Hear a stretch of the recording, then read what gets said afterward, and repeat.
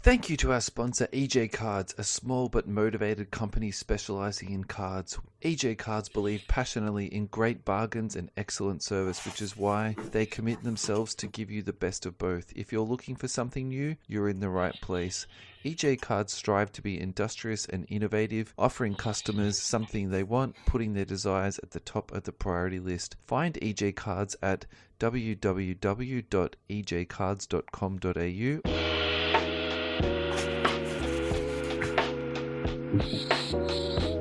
Welcome everybody to episode 89 of the You Can't Comp This NBA Trading Card Podcast. We're your hosts, Adam, Amy, and Russell Gibson. Russell, 89. It's less than a dozen to the big 100. Crazy, isn't it? It's Who would have thought? not as crazy as the NBA playoffs, though. Can I say? I was not expecting that, man. Game 2 in the books. We have a series. Miami stole one in Denver. The reason I thought this was going to be a very quick series is because I didn't think Miami could win in Denver. But clearly in the first round, no one thought Miami could win against the Bucks, and then they weren't going to be relevant at all against the Knicks. Yeah. And of course, the Celtics, no chance whatsoever, and now they're in the NBA Finals, so we probably shouldn't be surprised. They just don't give up, do they? It's like a dog with a bone that just won't let go. They will not let go, and it's good to see. It's good to see. It's surprising, but I still think the Nuggets are going to get the biggies. But that's your tip still? It's still my prediction. Yeah. Are you feeling less confident about it though? After game 2, yes. Yeah. I feel like by the next time we go live, we'll have a lot more clear data. Because I believe games 3 and 4 will have transpired by then. Yeah, we'll either be in a 3-1 position, a 2-2 position, or another 3-1 position. And if it's Miami up 3-1, I guess I'm going to skip breakfast for a few days so I can eat humble pie. I don't know. It's unbelievable. Wow. Should we do a check-in and see how our lovely friends in both teams are tracking? Yeah. I was just going to say, I just love NBA overreactions because I feel like the overreaction after game 1 is, that's it. It's over. Denver's going to win in a sweep. It's obvious. And then game 2, it's like, then Miami's going to win now. I love that sort of ESPN headline overreaction. It's just fantastic. Can I throw another overreaction in quickly before we check in with the Miami Heat and Denver? As long as it's not basketball related, you can. That's fine. Oh, but it's a little bit. It's a little bit. Okay. Apparently, Kyrie Irving reached out to LeBron. Do you know the problem with this, right? The Mavericks can't trade anything for LeBron. I mean, Bertans' contract is about equal to what LeBron's is, so I think you could just about straight swap them. Yeah. Either that, or they can tell Kyrie not to use social media or talk to the media while he's on his medication, because that's just getting... He needs to quit the smoke signals out. Yeah, bit crazy. Anyway, we have a final series, and how's everybody's... I don't know. Hobby-wise, he's probably not the most prominent guy, but Jimmy Butler, who's trademarked Playoff Jimmy now. He keeps trademarking different things to do with his name. He's going to have a lot of stuff to do with his clothing brand, I think.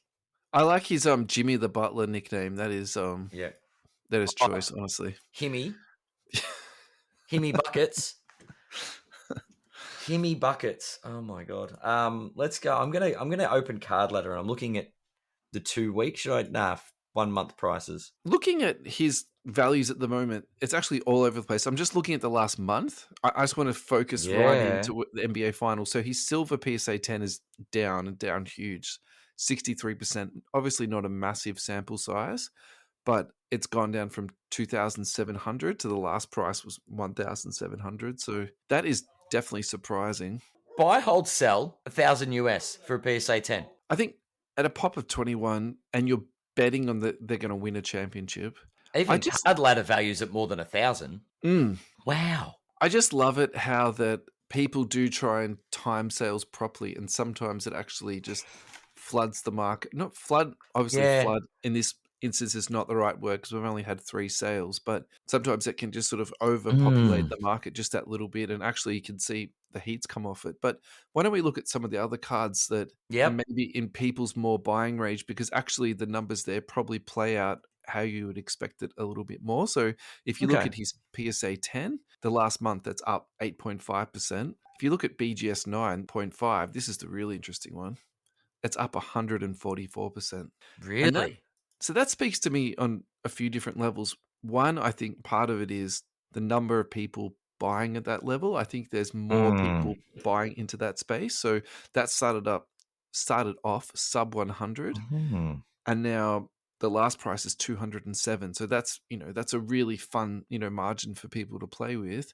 Yeah. And I think the other thing too is that maybe BGS was not cool for a very long time, but I think at some point everything becomes a good buy when it gets to a particular price. And I think this is the market, definitely Mm. playing that out. And so this is a segue, within this segment, but it's still somewhat relevant. I've been bidding on a lot of PSA 9s this week because Okay. some of the prices that cards are going for is, less than raw. And Mm. at what point do those cards just become it's something good that goes into your PC? 9 out of 10 to me is still a gem card, That's true. That's very but true. it's Yeah. not trendy at the moment for you to have a PSA 9. Like PSA 10 is the Mm. one. Do you know what I mean? So at what point do you kind of say, this is actually quite delicious, and let's get on it? So I think that's what I take away from looking at that graph, from something going to sub 100 to Yeah. 200 basically in a month. So It's yeah, interesting. It's That's yeah. I don't know. Jimmy's I think everyone wants a piece of Jimmy, but they don't want to go in too hard at the moment.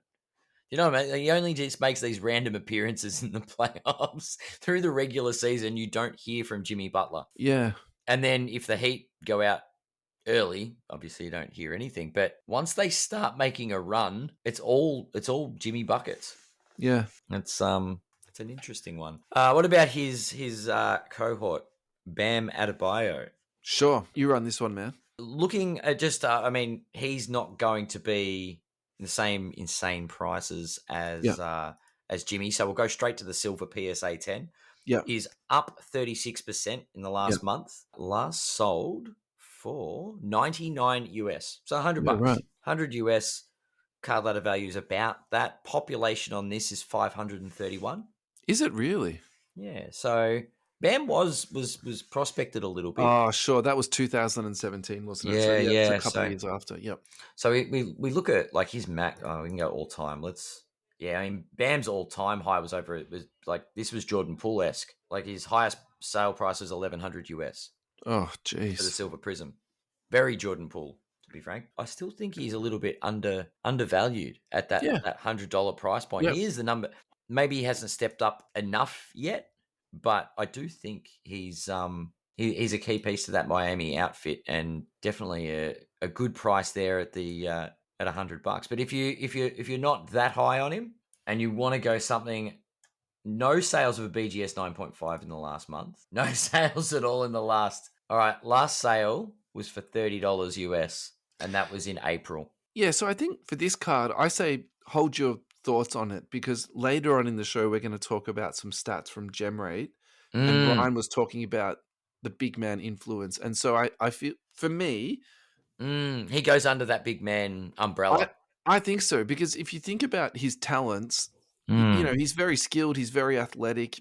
He doesn't shoot the 3 ball, but he can do, what really can't he do on the court? Like, he's such a skilled guy. So mm. I think in some ways that to me is almost like you're just boxing him in because he plays the 5. Yeah, yeah, Yeah. yeah.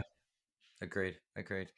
All right. Nikola Jokic, silver PSA 10, last sold for 3,200.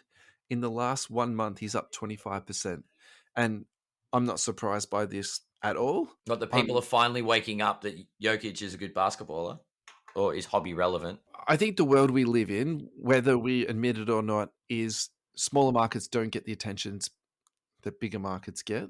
Yeah, for And sure. and I think the fact, I mean, look, my point for this is you were talking about Kyrie Irving at the start of the show.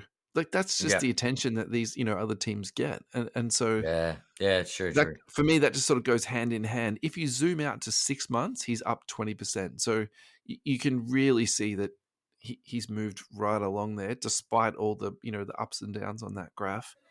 Yeah. Look, I think the real question is this a good buy or is it not a good buy? We've spoken about this quite a lot, and we tried our hardest to find someone historically Mm, that would compare to him, and I think the answer was yes. It still is a good buy, yeah. despite that. So, Yeah. look, I'm I mean, staying with that.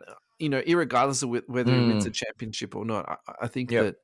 that his resume is just excellent, and He is going to be he's going to be an all-time great. yeah, I think that's He more is. of a slow burn card. Like despite the peaks that we've seen in the last 6 months, yeah. Yeah. Yeah. But it's good to see there's still positive trending in the past month. Yeah. Yep. For sure. Right. Now, this next one is very self indulgent, but I hope that I won't be the only one who's interested in hearing about this. So, this is about the losers. So, this is following on from last week's show about the Eastern Conference final. So, Jason Yep. Tatum, in the last month, he's down 33%. Yep. I am not shocked by this at all. In fact, even though it's plateaued off, you can sort of see the last sort of 4 or 5 Yeah. sales have like settled down. I Yeah. would not be surprised if it trickles down even a little bit more from that. So, Look, below 700 US, that's starting to get really not like it's tempting. At what point do you think you say that's too good to pass up? yeah, definitely for like a 2 or 3 year flip. Mm, I could not mm, agree with you more for that one. Yep. yeah, yeah, for sure. No, it's interesting how results can skew things, especially at the pointy end of the season. Yeah, definitely. For sure. All right. So if you would like to follow us on this next segment, please go to our Facebook page. It's Yep. currently in our pinned post. I'll also put this in the podcast description. So if you just want to scroll down a little bit, you can click on the link and it'll take you straight there. Now, huge shout out to Ryan from GemRate for these statistics. I'm sure this took you a lot of time, Ryan, and honestly, we're so grateful that you would help us out and give us these stats. So, Ryan, thank you so much, mate. Yeah, we really appreciate this. Yeah, This is I mean, it's huge. Yeah, yeah, yeah. We have to get Ryan on again. We have to arrange a time I don't think and Ryan's going to have time for us anymore. Ad, he was on he's a bit. Sports Cards Nonsense recently. He was this week aggregated by Card Porn, so I think hopefully he's going to Yeah. explode in like a really big way. Well, I think that's already happened. I think the data is just everywhere. Like Yeah. all of this is so amazing, and it's nice to be able to sort of deep dive into this stuff. I know Ryan listens to the show and loves the ways we play with it, but this work has been taking what we did to the next level. Yeah, so this follows on from the segment that we did on the last 10 rookies of the year. So then Ryan went one step further and did the last 12 and gave us the top 3. This response is from Ryan. So, Ryan, thank you so much for this. Random thought on the data below. People like to say the hobby doesn't like big men, but how do you explain a guy like Wiggins on this list? Dynamic, though quiet player that had a good bit of hype, was the number 1 pick and won Rookie of the Year. Obviously never quite hit the next level under Minnesota, but it's pretty clear he never got any major hobby love in a way that would resonate today. He has just under 6,000 cards graded all time at PSA. He's definitely a guy that illustrates that entering the league during a slower period in the hobby makes it much harder for that player to build and sustain momentum. There are just far fewer people in the hobby that cared about Wiggins and had a vested interest, and it's hard to crank the momentum up when there are few people that care. Not to say he warrants a deep look, but people were saying he will be a fringe Hall of Famer if he keeps his trajectory, i.e. stays with the Warriors. Jaylen Brown is another guy, though not on this list, that sort of falls into a similar bucket. You could make a reasonable argument that guys like Jokic, Embiid, Towns, Porzingis, etc. were very much rookies at the wrong time from a hobby perspective, and not totally crushed by some insurmountable sort of big man bias. Giannis is the only really big exception there, and I'm not sure why he was able to cut through the noise. I'm also not sure how much of that happened before and after the push from Gary V. Right. The third places I'm very I'm shocked about a few of them. Did anyone remember that Kendrick Nunn came 3rd in 2019 to Ja and Zion? There's some real eye openers there. So Trey Burke's on the list. He came 3rd one year. Michael Carter Williams won the whole thing. Yes. Yeah. That was still Yeah, well, they're a Nikola weird. Mirotic is there. He came second in So 2014. So yeah, I Wiggins remember and him. Nerlens Noel. What the? Yeah, that was weird. So my memory of him is he got punched out by Crazy Eyes, right? Yeah, And yeah, I literally think was never so. seen again. So Oh my god! And look at this: Ben Simmons, Donovan Mitchell, and Jason Tatum. that's a huge year, isn't it? That's crazy. Right. So what's your takeaways from this? You can either go big picture or you can zoom in on a couple of stats and pick on it. Um, I'm actually looking at the total grades over the years, and it's amazing to see trends. Do you know what I mean? Like total grades for the Ja Morant, Luka Doncic, like that's hundreds of thousands of cards, right? And to get a gem rate of above 50% means a lot of the cards out there are, I don't know, do we go with the market is flooded with them? Does it signify where there are opportunities? Like, I mean, yeah, I mean the top three for 2022, the jury's out, right? People still haven't been grading their stuff. It's things haven't come back, so we don't know that sort of numbers. But Yeah. but it's interesting. Like, yeah, sure. Mirotic and Noel. Yep, sure. There's 100. There's like less than 400 cards graded between them, and that's not relevant. But the Wiggins factor is there's less than 6,000 cards being graded. Yeah. And Andrew Wiggins has been relevant. Like he was a key player, like a key player in the Warriors championship last year. Mm. Even Kyrie's less than 20,000. Like it's phenomenal when you look at that year. And I'm going to zero in on 2015 because it's three big guys. Third place is Nikola Jokic. Now look at that total grades, and then look at the card gem rate. We just said, does Nikola Jokic, is he worth the investment? Those numbers alone tell me getting a Nikola Jokic gem card is worth it. Yeah. So if you don't have the stats in front of you, the gem rate for Joker is 30%. Yeah. And it's one of, if not the lowest. I didn't know it was Joker. I just found the lowest number there. That's okay. And then I went across and went, oh boy, that's even, yeah. So looking at trends, the one thing that I found interesting, if you look at the total grades trend, so you can obviously see that massive spike on 19 and 18. Like that's, ridiculously obvious. Mm-hmm. And then the other thing that it sort of piques my attention a little bit is if you look at the years in blocks. So if you look at 2017, then you look at 2015, then you look at 2012, and you sort of look at, the years in between that. I think when you sort of zoom out and you look at it, it actually tells you that which years kind of had like a good rookie class in it. So when I'm looking at this, I'm like 2012, that's a really good rookie class. Yeah. 2013, Michael Carter-Williams, only 259 cards graded. Trey Burke, only 200. That's not great. Then you look at the next year, Mirotic and Nerlens Noel, not even 400 cards graded between them.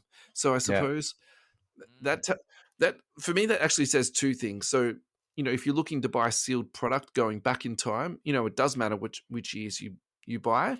Of course, that's like stating the obvious. You could use this as a tool to help you guide that. I think the other thing a little bit too is like not every year is going to be a good year. And I think sometimes we get so caught up in hype of new releases, but then, if you do just sort of zoom out for a couple of years, and I suppose like we have actually spoken about this already, to be fair, like we talk about zigging when, people are zagging. So if everyone's putting all their money into Paulo Banchero at the moment, okay, so should you go back and say, well, is Evan Mobley a good buy at the same time? At the moment, is Anthony Edwards a good buy? Is Haliburton a good buy? Because, is there actually value to be had, moving forward into the future, picking the right rookie, even if it's not, the current year. Yeah. So the other thing I think to keep in mind about all this too is, so PSA is currently grading 17,000 cards a day.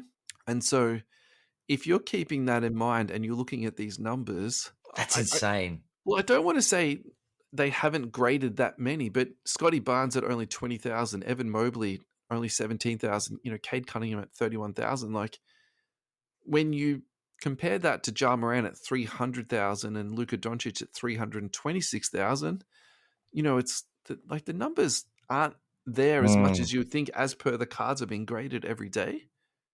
Yeah. So that's probably my takeaways from that, and I think that's how I'll be looking at this data and to use it to sort of drive my purchases. And then I think my last sort of final thought about this too is that this is really about the eye test, because if you're using the Rookie of the Year awards to drive your purchases, I think actually you'd be in a bit of a world of pain, because that means you would have invested in Kenneth Faried, Trey Burke, Victor Oladipo, Nerlens Noel, Porzingis, Dario Saric.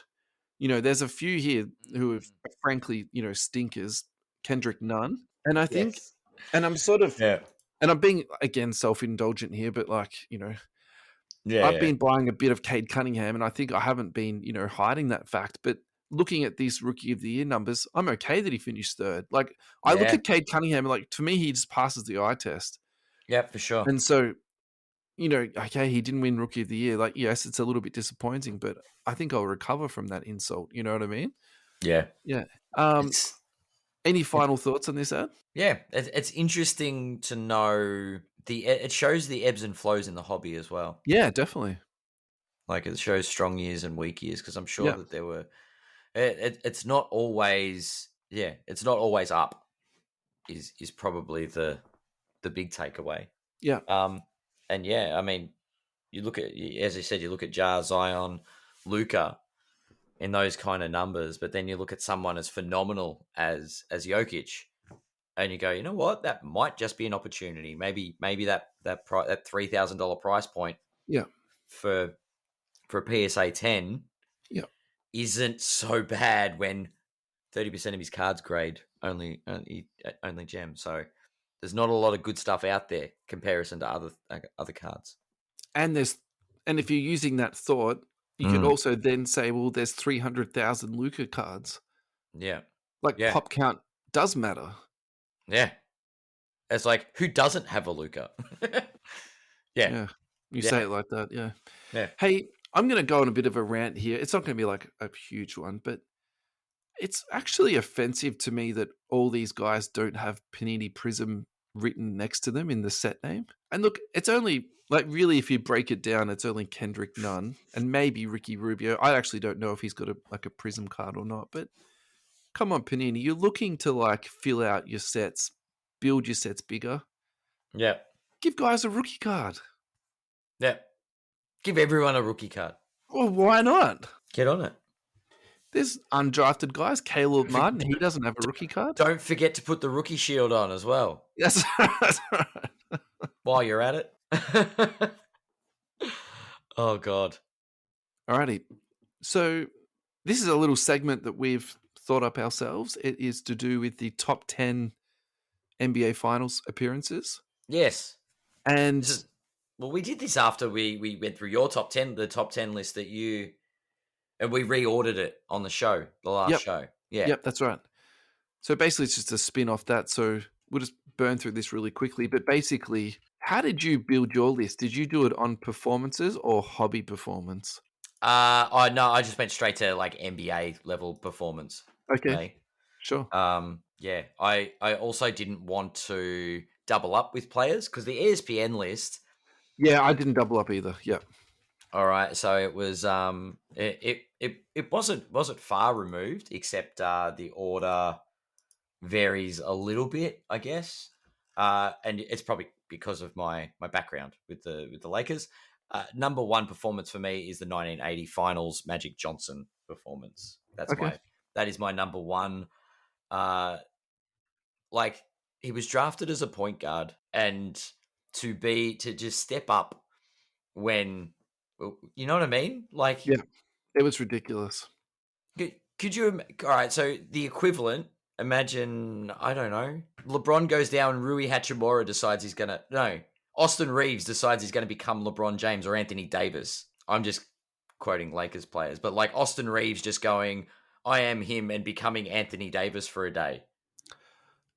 What about the analogy is Anthony Davis was on a really good team in his rookie year.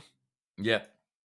And then instead of playing power forward, played center, and then just like Ben Simmons. Won them the series. Yeah, sure. Yeah. Maybe Ben Simmons is the better Ben one. Simmons, because he's a point guard that you could very easily see, because he's oversized, playing center. But it was phenomenal. It was just like, what the hell? So that game is actually on League Pass. You can find that in the archives there. Yep. I think if you go to each team has their own greatest games. It might be under the Lakers' greatest. I'm not sure. They've got a finals archive at the moment, so you can just literally just go through all the years. It's unbelievable how many games they've got on there. Yeah. All right, so that was your first place? Yep. I only really did a top 5, and then I kind of just put in players after that. That's fine. Yeah. I put LeBron as number 2, and that was, I think it was the Cavaliers LeBron that they had at number 1. Yeah, I agree. Like, it was, that's 2016. LeBron was a hungry man, I think. Yeah. Do we want to recap the games, or do we want to? Because I've got the article up. I've just sort of put the players. You do it how you want. Because actually, I've taken a different spin on this, so just enjoy. Sweet. Yeah, okay. Yeah. Well, I had LeBron at number 2. I actually bumped up Timmy Duncan to number 3. Great. Finally, some respect. I think he's criminally underrated. Ridiculous. It's criminally underrated. I then got a bit self-indulgent with the 2000 Los Angeles Lakers Shaquille O'Neal performance, because Shaq. Then we've got Steph Curry, because I think that was. I think Steph's criminally underrated he actually just plays his role. He's very quiet, but 2019 this game was very much a Curry. Was it 47, almost 50 points? Yeah, ridiculous. Then obviously we have to say Jordan, one of the best to take the court. Was that number 6? Jordan, Giannis, KD, and who did I have? I think it was Chuck Barkley, and then Jordan at 6. Yeah, that seems ridiculous, doesn't it? And then I rounded it out because of this year with Jimmy Butler. How is that not triggered like a million internet trolls to aggregate this article and just like rip ESPN a new one? But this is the thing though, right? Jordan was great all the time. And these standout games, I guess, is what. Yeah, but you can look back and go, "Oh, he was great, and he had a better game." Jordan's got a lot of like crazy buzzer beaters and performances and things like that. But I don't know. I don't know. Jordan gets enough, all right? So how do they calculate this game score? I have no idea. It's let's have a look. Because maybe it doesn't measure defensive game impact. Score pioneered by John is a measure of a player's single game value, factoring in all elements of the box score, from scoring efficiency to playmaking to rebounding and defensive impact. Although imperfect, it quickly captures a player's baseline performance and allows us to compare conference finals games going back to 1978, the first year that the NBA tracked individual turnovers. I don't want to sound like that guy on, First Take or Charles Barkley or whatever, but maybe it doesn't quite capture it as it should. Fair enough. Okay. Anyway. All right. So I looked at this from a hobby perspective, saying these are the people on the list. These are the people that matter historically. And who do I want in my PC? So this is sort of like my dream list. So for me, number 1 is Jordan. I would dream to have a Jordan rookie card in my PC. The next would be LeBron, that very classic white bordered tops card. Yep. That would be awesome. So this is where my list gets a bit controversial, but I'm dying on this hill. I'm fine with it. You can put it on my tombstone if you want. Tim Duncan is my number 3. I have a Duncan rookie card. Actually, I've got 2 different ones. Yeah. And they are staying with me forever. Like they're like the forever cards. Yep. Next, it was also a bit difficult for me. Did I put Magic or Steph in? I went for Magic. Thank you. Again, I sort of think that's the type of card that I'll probably never get, a Magic rookie card. And that did influence me a little bit because I think I'll be able to get a very low-end Steph rookie at some point. That's fair, yeah. Yeah.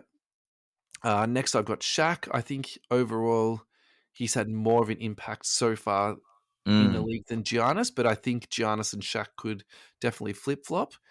And actually, I don't have a Shaq rookie card. And looking at the prices, we're going to touch on Shaq a little bit later in the show today. Maybe that's something I should put a bit of time and effort into. Maybe. Yeah.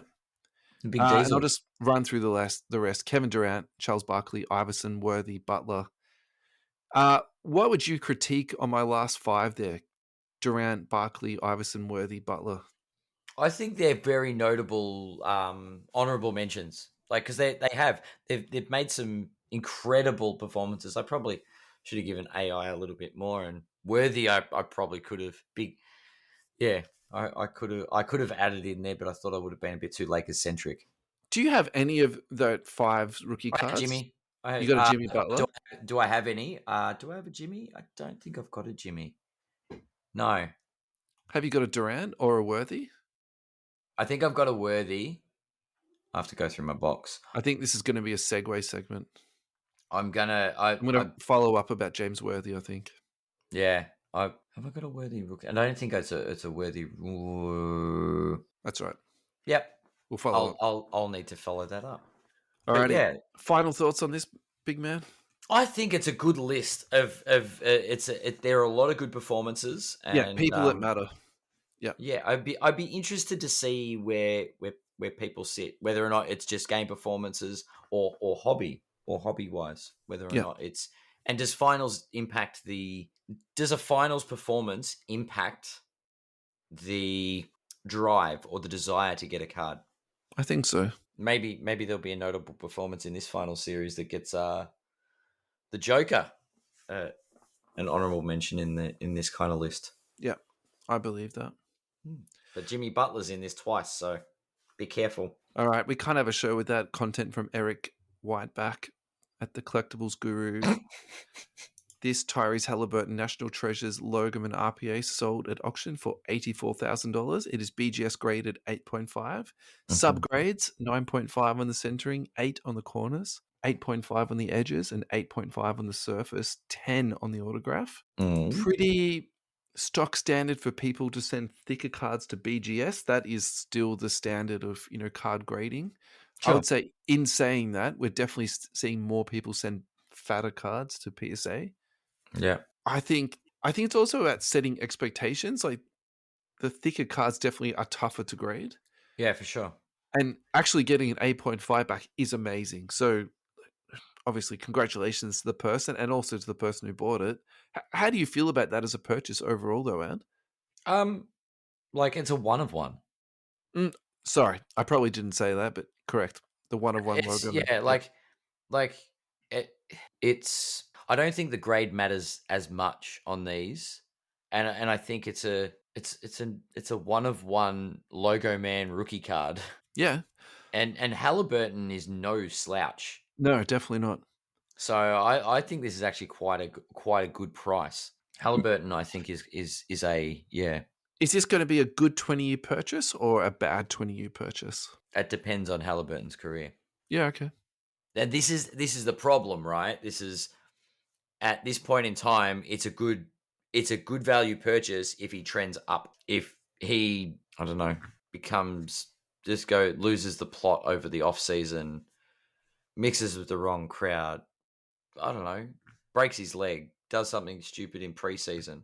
Yeah, sure. Like, if something bad happens and his career plummets, it's terrible. We're going to see Eric post about this card saying 2 years ago this was bought for $84,000. Now it was sold for $84. Ha ha ha ha ha. And it's like, it's not. Of course, we know this has got potential, but I think for a one of one rookie card logo man of a player that's shown he's got skill, I think this is a good 20 potential future card. Yep. But check in with me in a few years when we've got a little bit more data on Haliburton. So you touched on a few things. I just want to reply to that. So you spoke about his behavior. So if you listen to interviews with Haliburton, he's actually, it seems to me, very intelligent, very well grounded, and seems to have his life worked out. So I feel like for me, I can cross that almost off the list automatically. Look, Yep.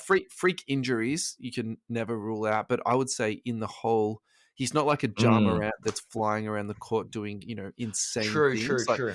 I feel Yep. like his game is very very stable, and he's kind of got an old man game already. I mean, yes, you need to be an athlete in the NBA to succeed. Like, I get that, but you know what I mean? Like, I don't think his game is wholly predicated by athleticism. So again, I'm not too fussed by that. Now, the next two things I'm going to say are going to contradict each other, but at the same time, I do think both things are worth mentioning. So the first thing is about the peak and the trough that we're currently in. So I feel like either we're at the bottom or we're pretty close to it, and you would then assume things are going to start to trickle up a little bit. So maybe my thought process around that is, okay, well, this will trickle up over the next few years. The only thing I just wanted to say about that, so just go back a couple of weeks ago, we spoke about the most expensive Nikola Jokic card ever sold. That was $61,000. That was a 1-of-1. Yes, it wasn't a logoman. That is true. But there's not that much difference in those two cards for me. Both are 1-of-1s, both are rookie cards. Yeah. You know what I mean? Like, both were graded to a pretty similar sort of thing. So that to me does give me, $20,000 worth of sort of hesitation. So maybe the person who bought this was just literally the craziest Haliburton collector ever, and doesn't care. It's going to their PC and it's never coming out. So, could be that. But if it's not, they're looking to flip, I think that definitely does increase the difficulty on that, significantly. Yeah. So holding that thought in, again, stealing content from Eric, this next card is a Trae Young vertical RPA number to 10. Bought a year and a half ago for $198,000. I misread Sold last night for $18,000 or $18,300. Yeah. Hold time 1.5 years. Profit negative $179,000. Oh my God. One of the all-time worst sports card flips ever. Like, surely there's a story around this. It's number to 10, yeah? Look, I would love to hear the person's story who sold it, if they would care to talk to us.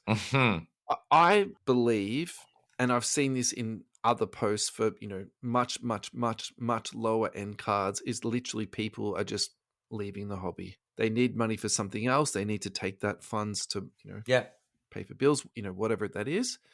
And they literally just take an asset that they have and then, and sell it, whether it's the right time or the wrong time. I think selling a Trae Young in the off season when they've had a very tumultuous season, there's rumors that, he's going to be traded. I think if you're picking the worst time to sell this guy, that is the worst time. Yeah. Sometimes people don't have a choice, I guess. Yeah, exactly right. That's exactly right. It's got to be it. Yeah. Yeah. Look, I'm sorry to the person who bought it for nearly $200K. Congratulations to the person who bought it for 18. Yeah. I actually like that as a purchase.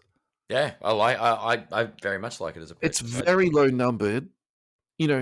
Like realistically, vertical RPAs from NT of, like, let's say equivalent players, numbered to 99, will go around for sort of the 3,000 Aussie mark.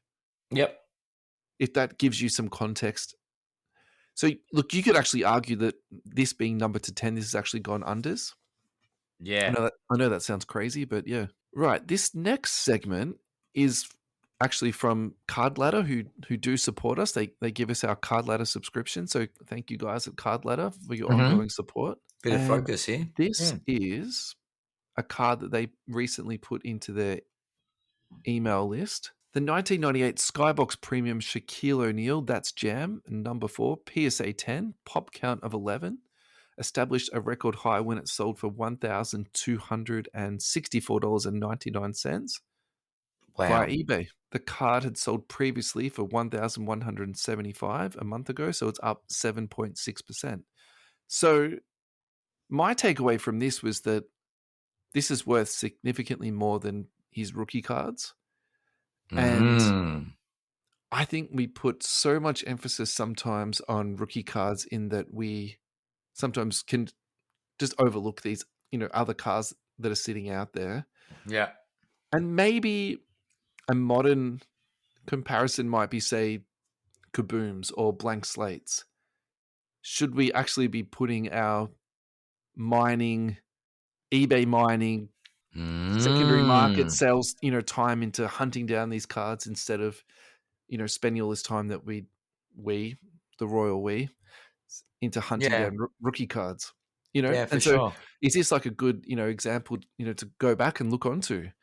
Yeah. I think the other reason why I wanted to talk about this card too is because we actually don't talk about Shaquille O'Neal cards a lot, and I think part of that is to do with the junk wax era, and I'm saying that in in air quotes. Inverted. Yeah. But for have we sure. then just automatically discounted, a whole bunch of cards that are, just like this? So look, I'd love people hunting and buying cards in the fringes, and then all of a sudden one day these cards pop up in value. Like for me, there's something almost romantic or cathartic about that. Yeah. No, I take your meaning there. It's an interesting, Yeah.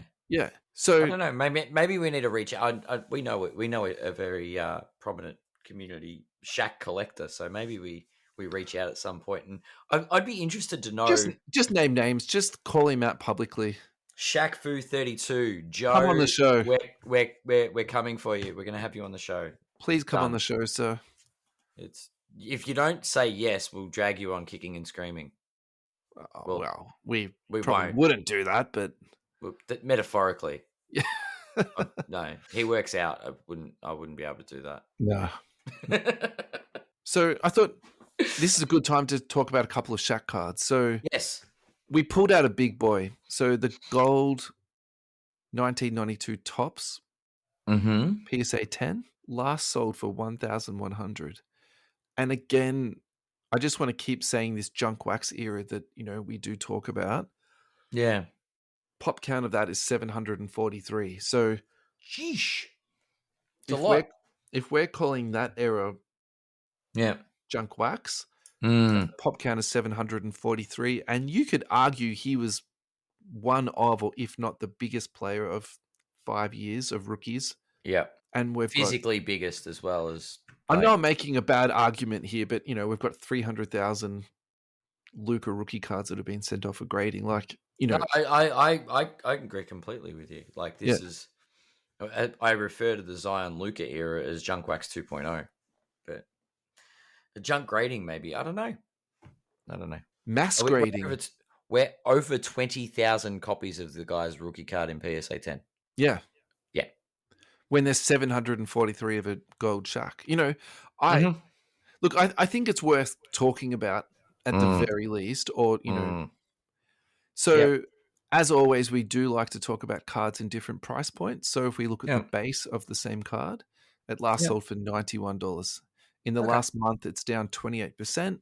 In the last 3 months, it's down 32%. In the last 6 months, it's down 15%. In the last year, it's down 50%. I like this card. Yeah. I want one in my collection.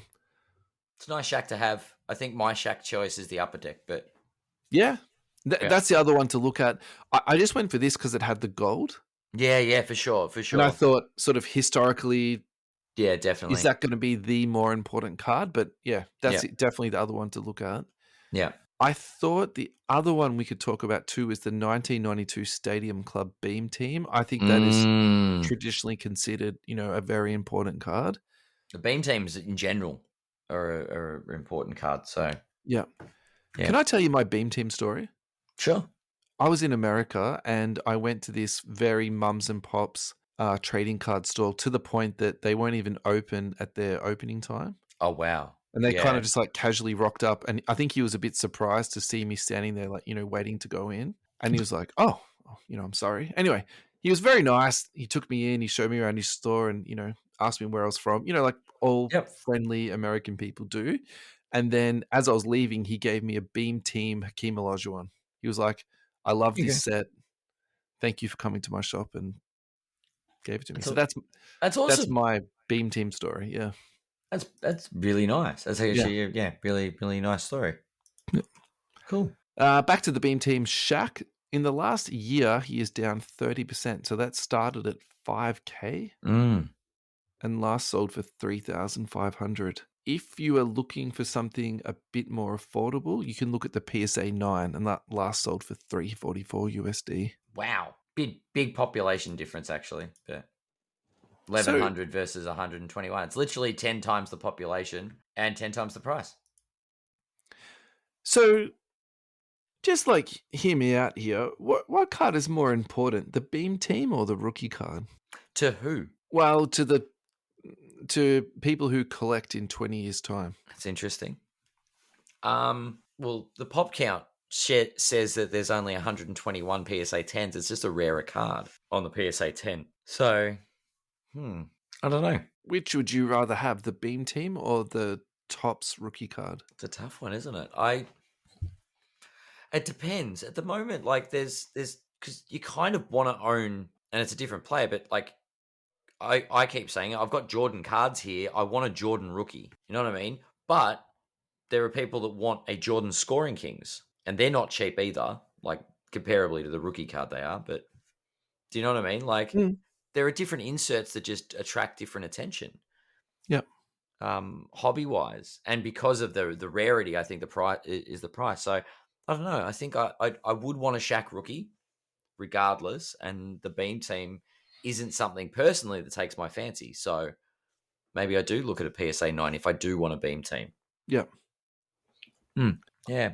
I think where I'm struggling right now is because I literally just said a second ago, do we spend too much time looking at rookie cards? And are we actually like not looking at cards that are important? So look, I actually think the more important card is the Beam Team card. And I think the price and the population count both reflect that accurately. Yes.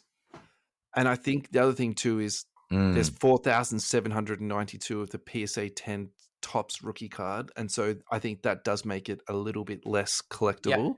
Yep.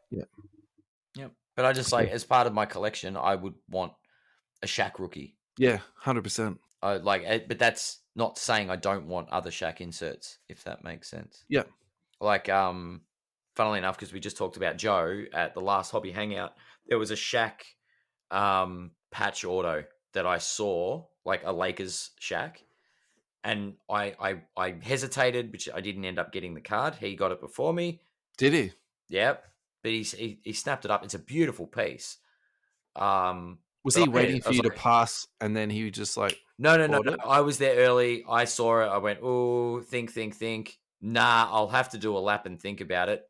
3 laps later, I came back and it was gone. But that's my own fault. Like, I kind of ummed and ahed a bit too much because I do like getting Laker greats, and it was obviously a Lakers Shaq. Yeah, right. But yeah, like there's some good cards out there. Yeah.